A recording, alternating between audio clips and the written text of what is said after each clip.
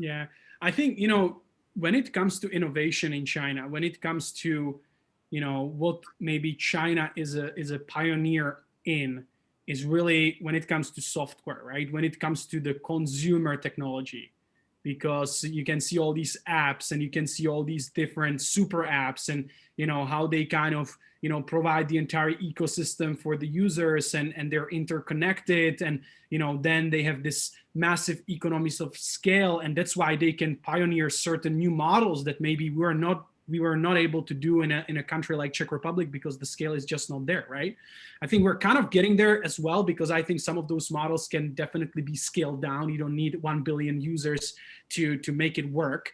But I think China is very good at this type of innovation, right? Of course, when we go deeper on the hardware side of things, there's of course a lot of studies and a lot of much smarter people than myself, in the tech world, in the real, deep tech innovation world, that say that China is of course still 5-7 years behind, when it comes to, and we see it with the Huawei case, right?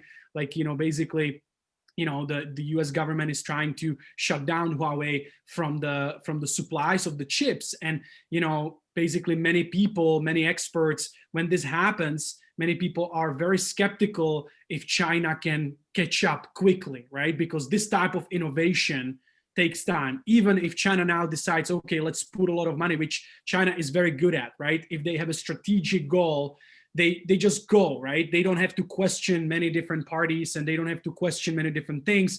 They just say, okay, hey, this is a strategic goal for our nation, so we're just going to put money into it. We're going to assign, research centers. We're going to build new research centers, etc. So China is very, very, very good at this, right? But still, the I would say the expert opinion is like that they will need more time to catch up, But you definitely see the product innovation, that China is leading, and China is learning very quickly. And of course, when you even talk to, local Chinese entrepreneurs, they will admit themselves. They will say, hey, yes, we're very good at copying and making better and making cheaper, because we have access to the supply chain. And if you're smart, if you're educated abroad, if you have different, if you have creativity kind of, engraved in your thinking, then like you can easily do that, because you have access to those resources and you understand them much better than any other foreign company will ever understand them, right? So basically what foreign companies came for to China, which is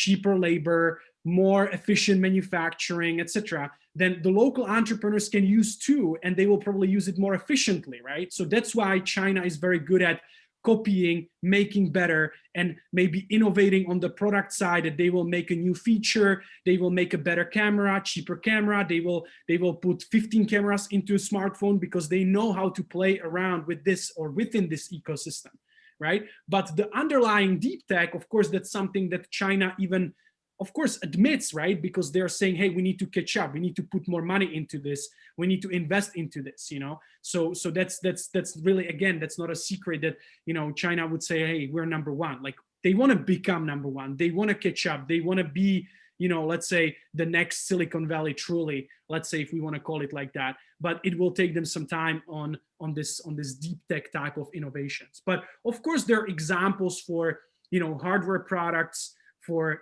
hardware companies that of course innovated like crazy. Like, many people, or some people mentioned that they like drone photography, right? Like, drones are basically, as we know them now, it's because of China, and it's because of Chinese companies, right? Of course, maybe somebody else before DJI invented a drone as an idea, as a whatever. I don't know.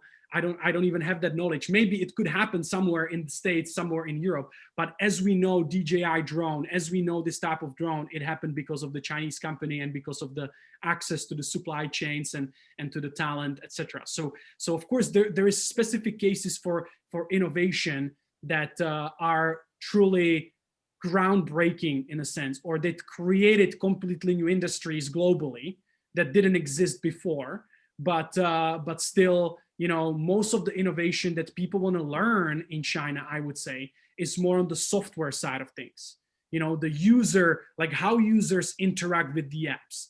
Are they going to interact the same way with live video in Europe in 2 years as they do in China now, right? Like that's what people are trying to figure out, and that's what the hottest topic is right now, I would say, in terms of the Chinese innovation and corporates and startups trying to learn from China.